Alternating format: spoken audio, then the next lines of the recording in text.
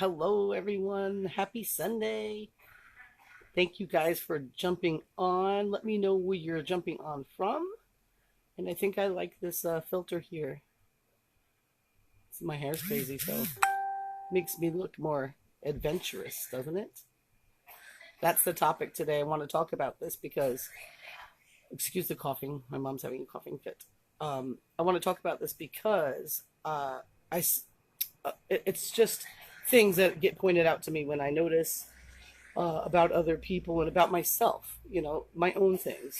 And one of the things I want to talk about is, are you living an adventurous life? And there's a couple of things I want to point out about this. Well, there's more than a couple. Number one,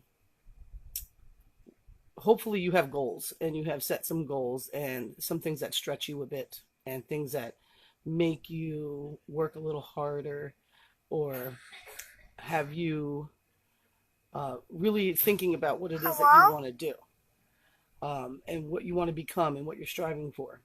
Some of us don't have those, and we just blindly move forward with whatever's happening. We just kind of, life has its way with us instead of us having our way with life. And whether you're a home-based business owner like myself, or maybe you do that and you have a job, or you work a couple of jobs and you have a family, or whatever it is, maybe you're in a career. And what happens is we get busy. We get busy doing things, reaching our goals and whatnot. The thing is, though, I notice that some people just don't have a very adventurous life. They just kind of take it for granted the minutes that you have. And you end up either in a state of regret, or you find that you didn't use your body enough and now you can't use your body as much as you would like to. And you might even be resentful to people that have gone out there and gotten something done for themselves, just for themselves, for their own adventure, for their own life experience. You don't have to be retired or, unemployed to go and have fun. You don't have to be somebody with no cares in the world to go out there and have some adventure. And there's also a fine line. Then you have the other side of the spectrum where somebody, they decide they just get so tired, or they just had, or whatever it is, and they want to celebrate, having some time off, and maybe they go to excess with that, and they don't meet their requirements for their goals in their life, during those days that they aren't at work or after work. They choose something that perhaps will keep them from getting goals or reaching goals or even developing any goals. And that's a really scary thing. So when I say, are you living an adventurous life? Are you utilizing your free time to be with family and friends? Are you, like here, I live in Vermont, and the thing here in the summertime is swim holes and pools, because we get pretty warm here and it's pretty awesome. Like, I'll be going in the pool later today. It's your responsibility to go ahead and explore where it is that you are on your free time, and just really get in touch with it. And so I feel that's really important. Also, making part of the work that you do for your goals part of your adventure. So, for instance, as a home-based business owner, when I go out there and have fun, I try to document it so that people can see it, so they can have some fun too, just looking at it. Maybe I'll inspire someone to go out there on their day off or on their free time to go out and find a local swim hole, or go down to the local beach or the secret spot or something, and relax and enjoy themselves, and have time with friends and family, because that makes it really authentic. And even if you're not a home-based business owner, and you see some pictures like that, or you see other people having fun, check yourself. The first thing you want to always do is listen to the first thing that you think of.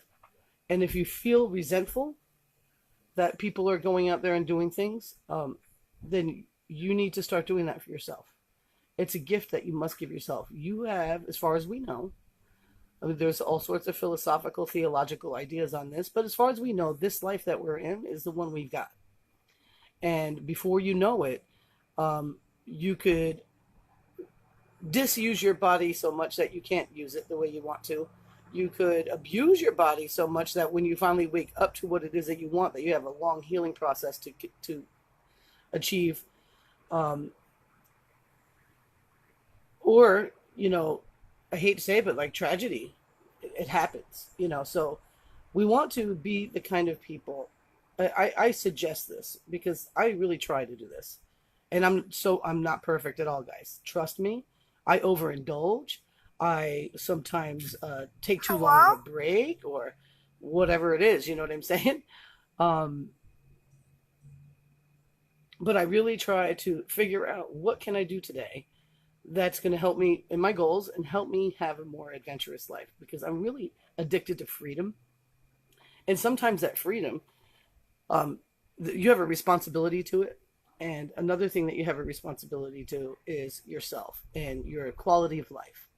So if you find yourself in situations where you're not really feeling like that you're getting closer to where you want to be, or maybe something keeps coming up that isn't, the kind of experience you want to have, and it becomes a maybe like a sign that always happens to you. Okay, I'm talking to the computer. So, okay, the phone here. So, you want to keep track of that and start maybe making more conscientious decisions about things that you do. So, for instance, when I have free time, and I have quite a bit of it because I only have a very small part time out of the house job, and then I have my business that I work on. I do my business, I get my stuff done, and I do my personal development and whatnot every day. And I'm not as consistent as I would like to be. However, I'm more consistent than most, and it shows, and it's coming along, and I'm happy. I have a really blessed life. Like, wow. Moving to Vermont was probably one of the best things I've ever done. Not to say that I don't love Florida. I did love Florida for sure. But the kind of relationships I'm developing here, and it has nothing to do with Vermont, it just happens to be this is where it happened, are really amazing. And so when I get out there and start my day, I really want to make sure that I'm enjoying it and that I'm experiencing it. Because when winter comes here, I'm not a big snowbird, not big into the snow. I don't really get outside as much, so it'd be more indoor crafting and whatnot.